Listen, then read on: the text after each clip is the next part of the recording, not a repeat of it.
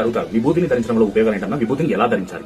విభూతిని ధరించడం వల్ల చాలా ఉపయోగాలు ఉన్నాయి. సరే, విభూతిని ఎలా ధరించాలి అంటే, మనం విభూతిని చేతిలో తీసుకొని కొద్దిగా నలిపి త్రయంబకం అనే మంత్రంతో ఆ విభూతిని నుదిట మీద ధరించాలి. ఇంకొకటి ఏంటంటే, నుదిట మీద మనం విభూతిని ధరించినప్పుడు కనుబొమ్మలు దాటకూడదు.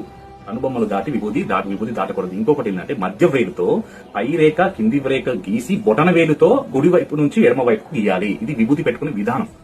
విభూతి పెట్టుకునే విధానం మీరు చూసారు. విభూతి ధరించడం వల్ల మీకు ఉపయోగాలు ఏంటంటే, విభూతి ధరించడం వల్ల నీకు ఎన్నో ఉపయోగాలు ఉన్నాయి. నీకు విభూతి ధరించడం వల్ల నీ బాడీలో తెలియని పాజిటివ్నెస్ పెరుగుతుంది. నీకున్న యాంగ్జైటీ పోయి నీకున్న శక్తి పెరుగుతుంది. విభూతి ధరించడం వల్ల నీకు ఏదైతే నెగిటివ్ షేడ్స్ ఉన్నాయో అన్ని తొలగిపోతాయి. ఇంకొకటి ఏంటంటే, విభూతి ధరించడం వల్ల నీకు నరదిష్టి అనేది నీ దగ్గరికి రాకుండా నీకు శంకరుడు కాపాడుతూ ఉంటాడు. శంకరుడు ఆజ్ఞ నీకు ఉంటుంది. ఇంకోటి ఏంటంటే, విభూతి నువ్వు ధరించడం నువ్వు మొదలు పెట్టావంటే శంకరుడు నీతో ఉన్నట్టే, శంకరుడు నీతో ప్రయాణిస్తున్నట్టే. ఇందులో ఎలాంటి సందేహం నీకు అవసరమే లేదు.